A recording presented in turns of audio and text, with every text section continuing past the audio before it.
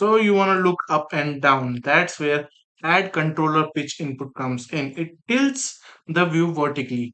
For this, you will need a node like this, add controller pitch input, which you can get from right clicking, type in add controller. And you can see we have three options, pitch, roll, and yeah. We already did this one.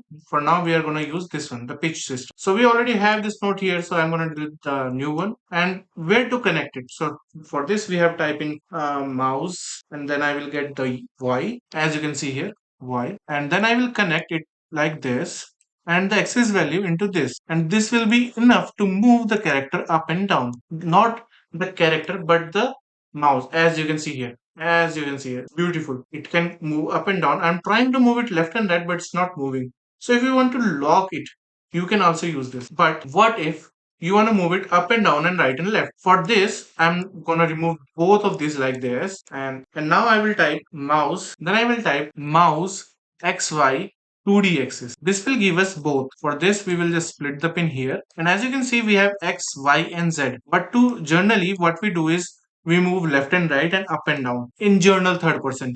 But if you like to do something different, you can do it, of course.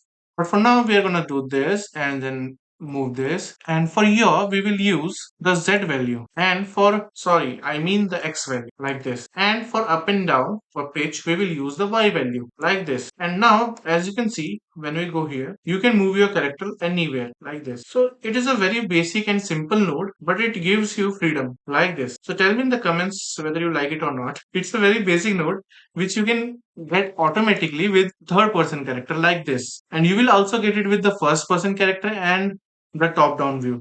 So to better, you better experiment yourself what is the requirement of your game and use it accordingly. And hey, if you like seeing these nodes in action, check out the game I'm building, Reborn the Evil Being. It's all blueprint under the hood and the demo is free to play on Steam. Hope that helps, and as always, I hope you have a great day and I'll see you around.